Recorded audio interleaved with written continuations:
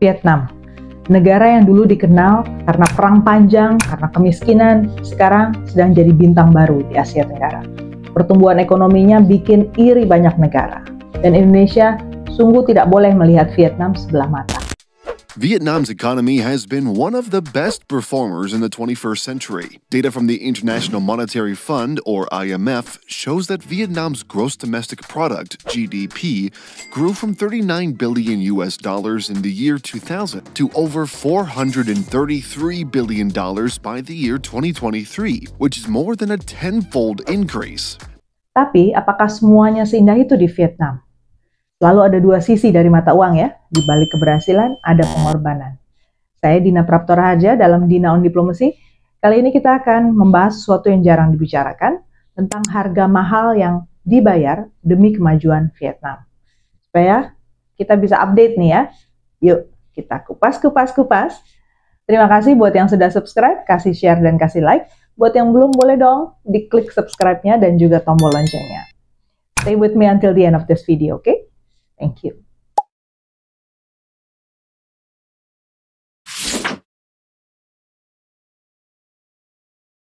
Vietnam bukan negara yang asing bagi penderitaan. Selama puluhan tahun, negara ini dihantam perang dan embargo. Begini sekilas alur waktunya. Bulan September 1945, pemimpin Partai Komunis Vietnam, Ho Chi Minh, mendeklarasikan kemerdekaan Vietnam beberapa jam saja sesudah terjadi vakum kekuasaan di Indochina pasca Jepang menyerah pada sekutu dalam Perang Dunia Kedua. Namun, sesudah itu Vietnam masih harus memperjuangkan eksistensinya. Perang berlanjut melawan Perancis yang masih ingin kembali ke Vietnam sampai kemudian terjadi Perang Dien Bien Phu tahun 1954 yang dimenangkan oleh Vietnam.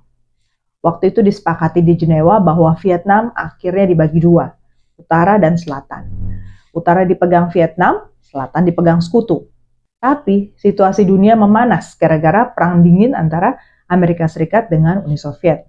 Sehingga beberapa waktu kemudian tahun 1957 muncul perlawanan kelompok komunis yang dikenal sebagai kelompok Viet Cong di wilayah yang dipegang sekutu alias di Vietnam Selatan. Nah, di situ menjadi awal Amerika Serikat mengambil tindakan yang makin konfrontatif terhadap Vietnam. Dan kalau kamu ingat sejarah Vietnam, Vietnam itu jenis negara yang nggak ragu-ragu menghadapi Amerika Serikat. Dengan sangat berani mereka menyerang kapal tempur Amerika dengan torpedo, sampai akhirnya Presiden Lyndon Johnson dari Amerika memutuskan untuk mengobarkan perang balasan, mengirim pasukan, namanya Operation Rolling Thunder. Operation ini menggempur Vietnam habis-habisan dengan bom dari udara selama 3 tahun, 1965 sampai 1968. Jadi habis-habisan Vietnam waktu itu, pembangkit tenaga listrik, suplai BBM, jalan kereta, jembatan, segala fasilitas umum jadi sasaran perang. Waktu itu tak kurang dari 864.000 ton bom dijatuhkan di Vietnam Utara.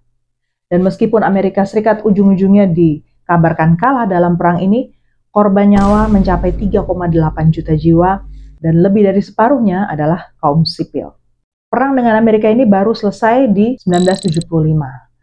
Jadi kalau di total sejak situasi memanas di tahun 1955, berarti tak kurang 20 tahun Vietnam hidup dalam perang dan kehancuran gara-gara melawan ideologi yang diusung oleh Amerika Serikat.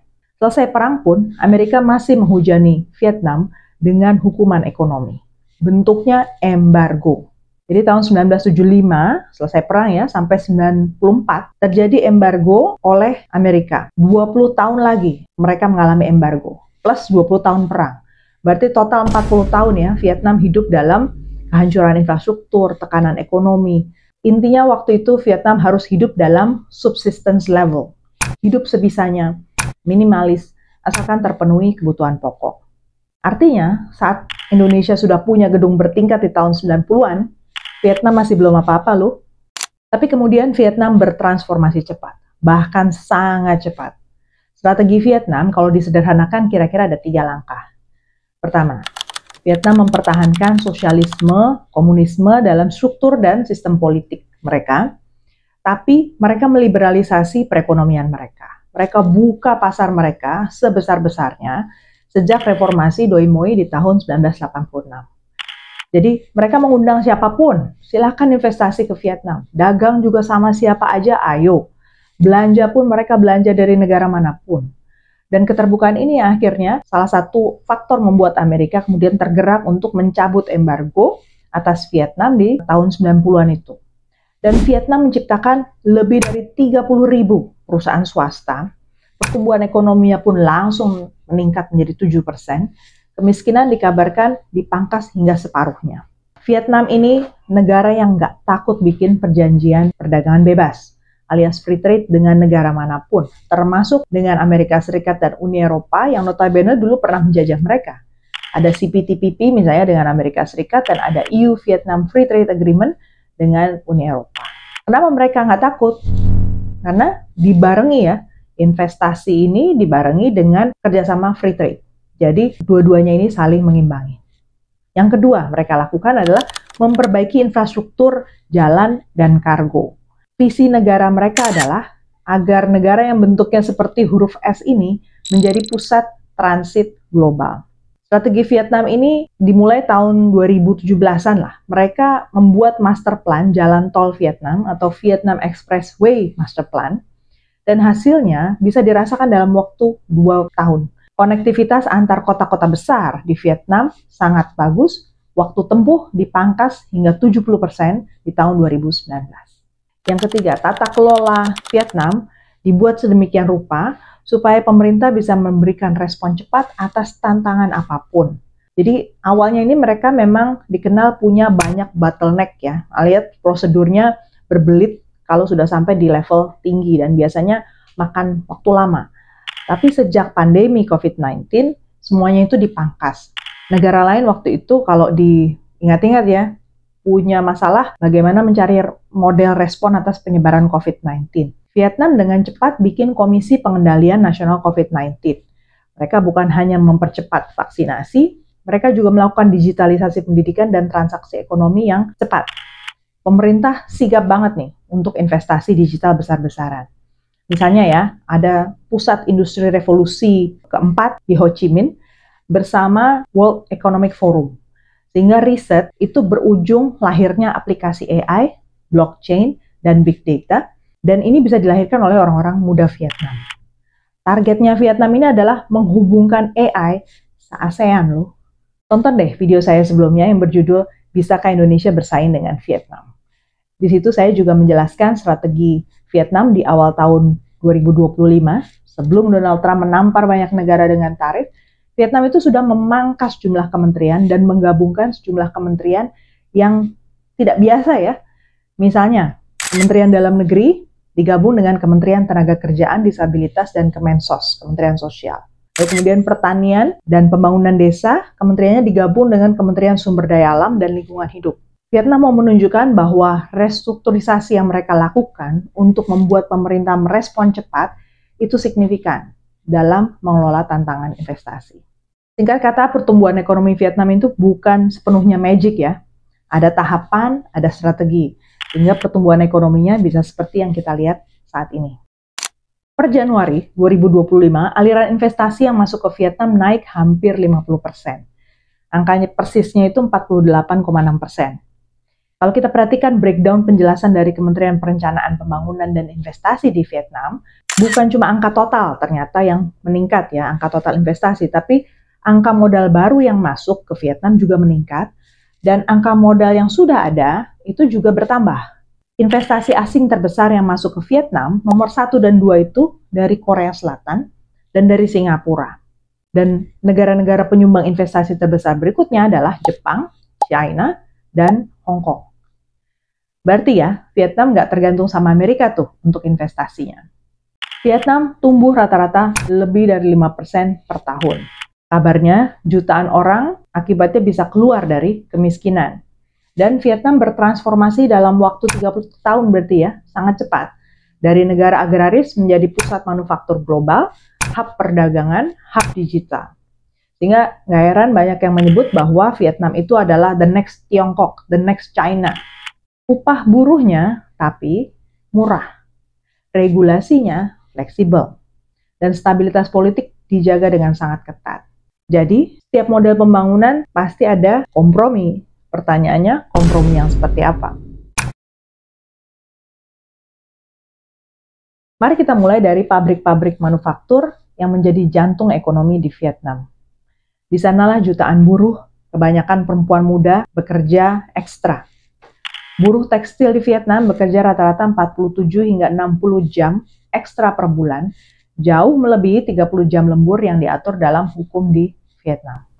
Dan lebih dari itu, hak untuk membentuk serikat pekerja independen masih sangat terbatas. Menurut John Sifton, Direktur Advokasi Asia di Human Rights Watch, tidak ada serikat independen yang diakui secara hukum di Vietnam.